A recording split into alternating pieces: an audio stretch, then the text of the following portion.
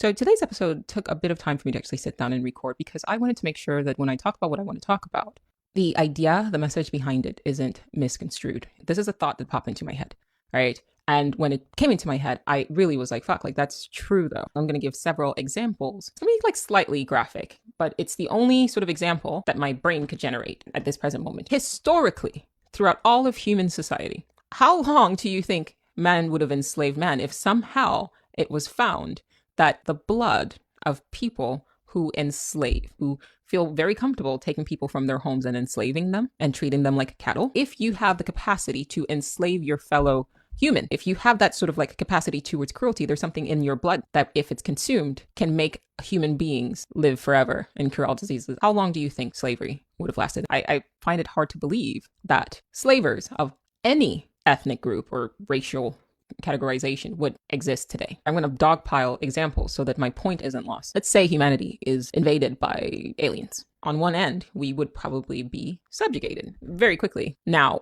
how long do you think that subjugation would continue if somehow it's found out? I don't know how else to say this, but if you can consume their body part, I know it sounds, if you can consume their body part, it will cure cancer, cure heart disease, will make you look young forever, and you will live forever. Once you find out that there's something to gain from them, the dynamic changes and they will immediately change to prey. What this tells me is that for whatever reason, freedom doesn't seem to be a strong enough motivation.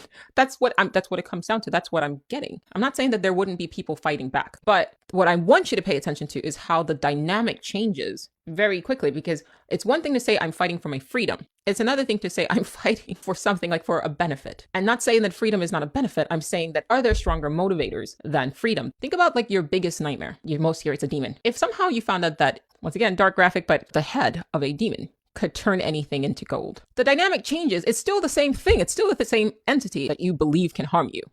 Except now, that thing that you once feared, which has always been the thing, it doesn't stop being a demon. You have an inherent fear of demons. Okay, but you start dealing with it differently once you find out, wait, there's actually a benefit that comes from me having conquered this thing. But the thing is, freedom from the fear of demons is a reward if you face your fear. If you take the same action that you would take if you knew that killing this demon would financially benefit you. It's the same entity. But for whatever reason, your interactions with that thing is different because your motivation behind your interaction with something changed. And that's something I've been sitting with for the past week. Like,